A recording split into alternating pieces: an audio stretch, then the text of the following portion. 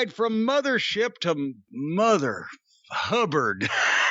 I'll be friendly on you on the opening of the clip. Every time I look at AEW and sometimes I see a professional wrestling program going on in front of me, and other times I see a cable access. And it's whiplash to go back and forth from these segments. Just when they accomplish something, then they'll turn around and they'll tear it all down. Did you feel the same way? And this show,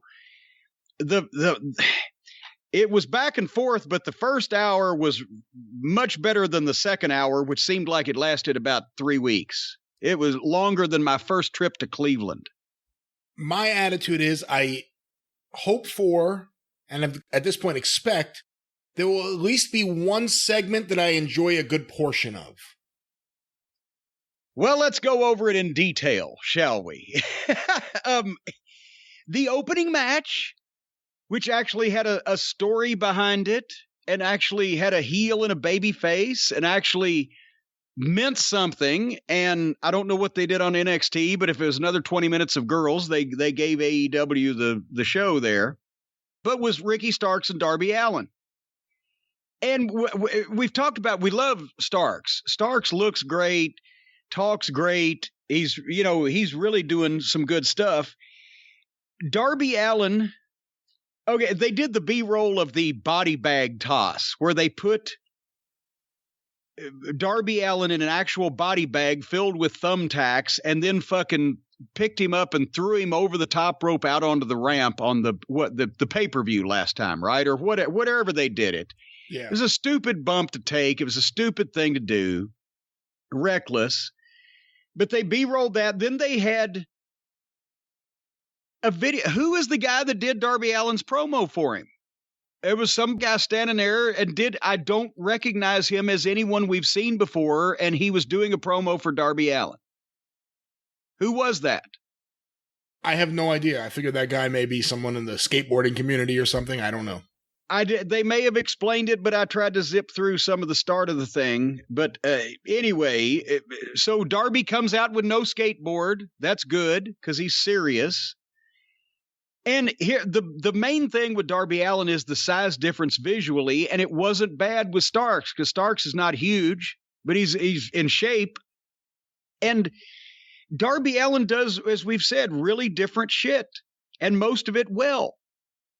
They had to do an apron suplex. They didn't learn anything from, Shotzi was the same night, but I every time I see Darby Allin, I say, I want to like this guy. I like the way he works. His shit doesn't look hokey.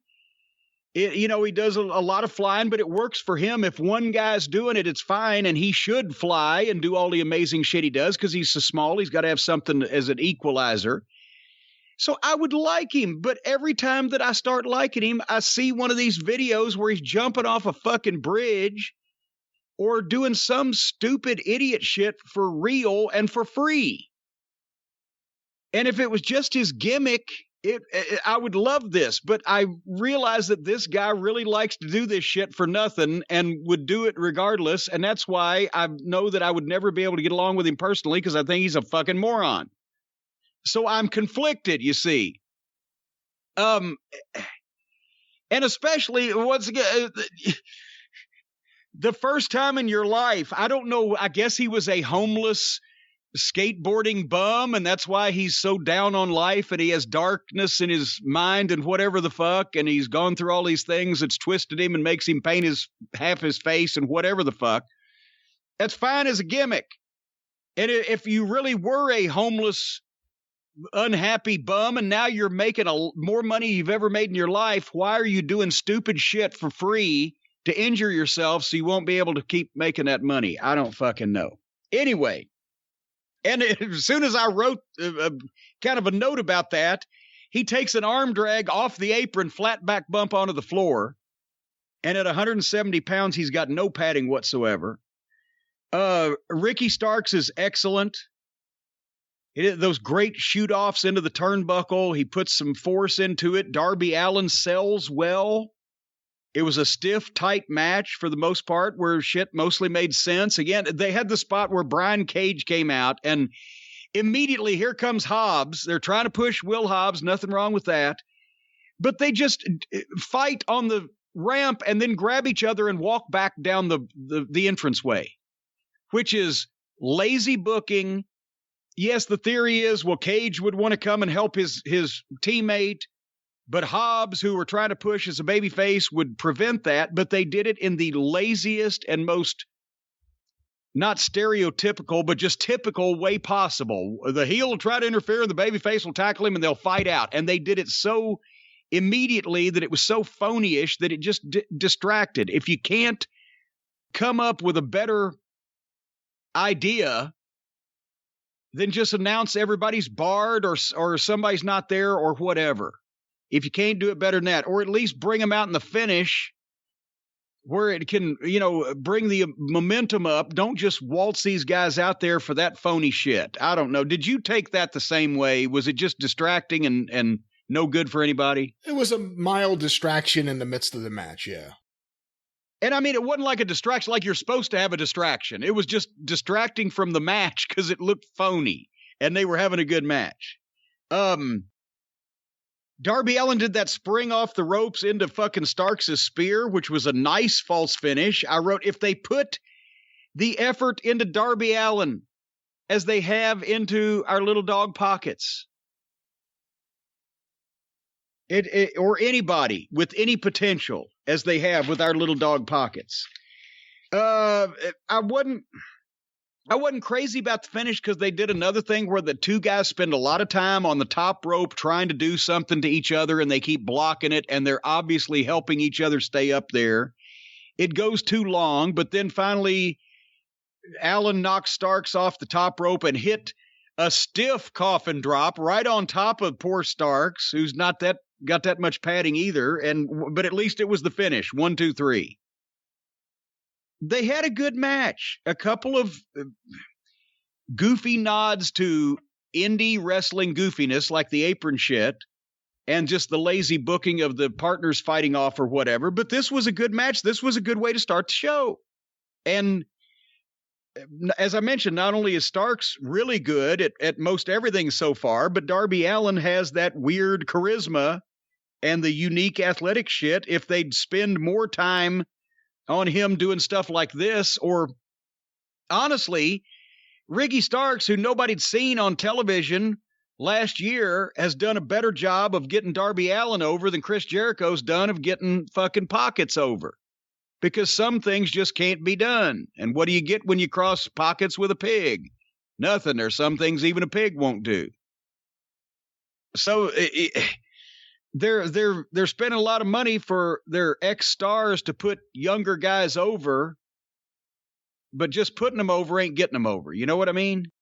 Yeah, I enjoyed the match. I've liked Darby Allin for the most part, minus some of the stupid shit. Since the beginning, I've been really high on Ricky Starks. He exudes a slimy heel that you want to slap. And the fact that, like you said earlier, there wasn't a big size difference between the two guys, because neither guy is a big guy. You almost feel like they should have a weight division for just guys that size, and then Orange Cassidy wouldn't even look crazy. Starks physically, because he's ripped and he's in shape. You can buy him. Darby has to rely on being the small guy and doing the wild athletic shit when it's called for, because he's never going to overpower anybody. I really liked it, though. I think Ricky Starks is fantastic. I wish he had more promo time, but he has been one of the highlights of the show since he debuted, I think. Yeah. And hopefully he knows that when it's time to renegotiate whatever contract he's got, because I see some of these guys going to Tony Khan at some point whenever their deal is up and going, look here, you got so-and-so on fucking TV and they're making such and such and you're paying me X because this is...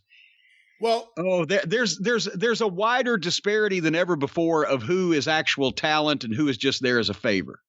Well, here's another question for you. And, obviously there's an angle later on with Shivani, but I don't know if that was the only reason, the fact that they were going to do that Taz was on commentary. I didn't like the fact that Taz is on commentary, his guy loses, and he's like, all right, it's time to move on with the show. He just keeps going with the show. Can't grieve forever. Yeah. That's a line that JR and Lawler used to say to each other when they were doing Raw, when there would be some goddamn horrible angle where someone was blown up or eviscerated or just a horrible, violent situation, right? They go to the break and they come back with a girls' bra and panty match, and they're puppies, and well, I can't grieve forever. But you're right. Yeah, it's just.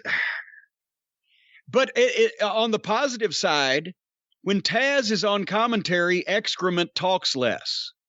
Have you noticed that? Because Tony's not really calling any wrestling or giving any wrestling background, whereas Taz is. That's what excrement, as the alleged color guy, is supposed to do. But since Taz is already doing it better than he can, he doesn't have to talk as much. So that's a positive. Yeah, that's a positive. If we could get Excalibur a mask with an enclosed mouth, that would be even better. Anyway,